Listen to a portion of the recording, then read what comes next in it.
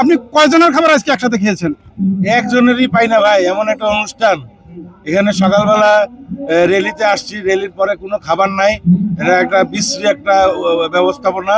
এখানে কোনো খাবারের কোনো ব্যবস্থা নাই, একটা নিমকি পর্যন্ত পাই নাই। নিমকি আপনাদের নিয়ে যে অভিযোগ করলো এটা কতটুকু সত্য?